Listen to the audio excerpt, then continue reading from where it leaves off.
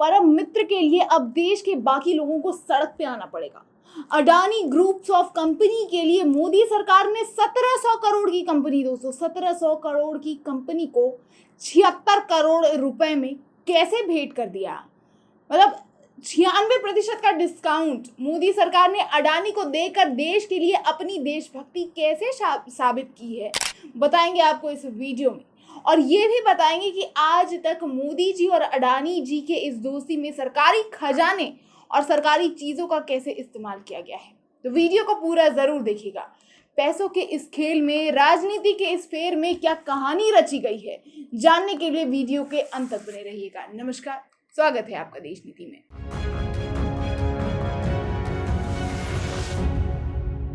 देश नीति, केवल सच्ची और पक्की खबरें। Insolvency and bankruptcy code 2016, national company law tribunal और national company law appellate tribunal, जो कि मोदी सरकार के अंदर आने वाली कानूनी प्रक्रिया के अंतर्गत कुछ कंपनी समान कानूनी स्थान है। और इस तीनों संस्थान ने मिलकर अडानी के लिए रेडियस स्टेट्स की डूबती नैया को बीच मझधार में और अच्छे से डुबा। एक डूबती कंपनी को 96% के डिस्काउंट पे अडानी को तोहफे में दे दिया। सरकारी खजाने से तो पहले भी उनके व्यापारी दोस्तों को, मोदी जी के व्यापारी दोस्तों के लिए कुछ हिस्सों का रकम निकालने का आरोप मोदी सरकार पे लगा हुआ ही है, जो कि देश नीति ने भी आपको कुछ दिनों पहले बताया था। लेकिन इस बार अडानी जी के लिए मोदी सरकार ने इकलौता बोली लगाने वाला कंपनी का प्रावधान बना दिया है। मतलब ना तो उसे खरीदने के लिए कोई और बोली लगा सकता है, ना ही कोई और उस रकम को अदा कर सकता है जितना वो कंपनी बैंक में कीमत रखती है।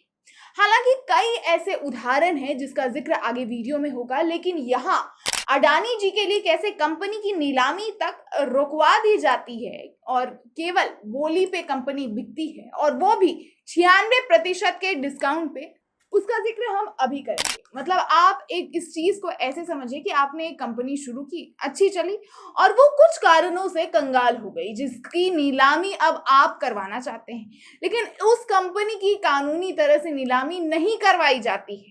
कानूनी प्रक्रिया उन्हें खुद बोलता है कि वो बस एक बोली पे बेची जाएगी, वो भी उस कंपनी के रकम से 96% कम दाम पे। मतलब 1700 करोड़ की कंपनी को 76 करोड़ में एक बोली लगाने पे बेच दी जाती है।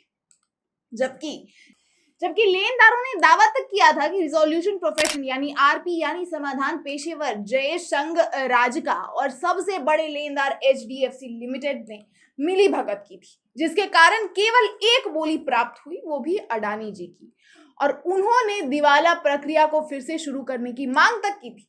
हालांकि दिसंबर 2023 में ही एनसीएलटी मुंबई ने आरोपों के लिए सबूतों की कमी का हवाला देते हुए अडानी गुड होम्स की बोली को मंजूरी दे दी थी। हालांकि ऐसा कई सिलसिला पहले भी चला है दोस्तों। कोयला डील, जिसको लेकर अल जजीरा जैसे अंतरराष्ट्रीय समाचार में भी इसकी खबर छपी थी।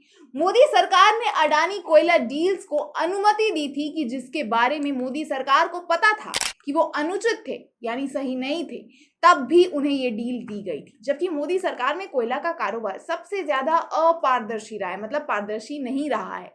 जबकि उसके बावजूद भी मोदी सरकार ने अडानी एंटरप्राइजेस लिमिटेड को भारत के सबसे घने जंगल वाले एक ब्लॉक से माइनिंग करने की अनुमति दी थी, जिसमें 450 मिलियन टन से अधिक कोयला था। जबकि गुजरात से आने वाले दोनों प्रसिद्ध व्यक्ति नरेंद्र मोदी और गौतम अडानी की मित्रता आज से नहीं बल्कि मोदी जी के प्रधानमंत्री बनने से भी पहले से ही लाइमलाइट में है, जिसका सवाल भी जब अडानी जी से पूछा गया था तो अडानी जी ने बड़ी चतुराई से इसे तो साफ इनकार भी नहीं किया और ना ही स्वीकार किया था। लेकिन 2 लाख करोड़ के कर्ज की जब बात हुई थी तब अडानी ने कहा था कि हमारा समूह अधिक आर्थिक रूप से बहुत मजबूत और सुरक्षित है। इस मामले की सच्चाई ये है कि पिछले 9 वर्षों में उनके समूह का प्रॉपर्टी समूह पर कर्ज के भार के मुकाबले दोगुनी दर से बढ़ रहा है। ये एक बड़े बिजनेस ग्रुप के लिए ठीक स्थिति है। हालांकि मोदी जी ने अडानी जी का 72,000 करोड़ का ऋण एक झटके में 2017 के समय माफ भी कर दिया था। वहीं 2014 में 3 साल तक जो है मोदी सरकार ने कॉरपोरेट क्षेत्र के बैंक ऋण माफ करने की राशि 6.8 लाख करोड़ रुपए तक पहुंचा दी, जिसका आरोप खुद सीपीएम नेता बृंदा करात ने भी लगाया था। जबकि गुजरात से आने वाले दोनों प्रसिद्ध व्यक्ति की दोस्ती इस कदर देखी जा सकती है कि गुजरात के जमीन का दाम मोदी सरकार ने सबसे कम दाम में, बाकी व्यापारियों के मुकाबले भी सबसे कम दाम में अडानी को पोर्ट बनाने के लिए दे दिया था। अब इसमें कितनी सच्चाई है वो तो डील के दस्तावेज बता सकते हैं। हालांकि ये पूरी तरह से आरोपों के आधार पर आधारित है। हालांकि और भी कई डील हैं मोदी सरकार और अडानी के बीच जो पूरी तरह से इस सिलसिलेवार घटना को पारदर्शी बना सकते हैं। अगर आप चाहते हैं कि देश नीति आपको वो रिपोर्ट बना के दिखाए तो हमें कमेंट बॉक्स में जरूर बताएं। बाकी अभी के लिए इतना ही, फिर मिलते हैं अगले वीडियो में। इस मुद्दे पे अपनी राय कमेंट करना बिल्कुल ना भूलें। साथ ही अगर वीडियो पसंद आए तो वीडियो को लाइक और ज्यादा से ज्यादा शेयर भी करें। बाकी चुनाव समेत राजनीति के सारे अपडेट्स के लिए देश नीति को सब्सक्राइब कर लें। धन्यवाद वीडियो के आखिर तक बने रहने के लिए। आप देख रहे हैं देश नीति में आपके साथ गेटी भाव्या। फिर मिलते हैं अगले वीडियो में, तब तक के लिए दीजिए इजाजत। देखते रहिए सच्ची और बेबाक पत्रकारिता देश नीति के साथ। धन्यवाद।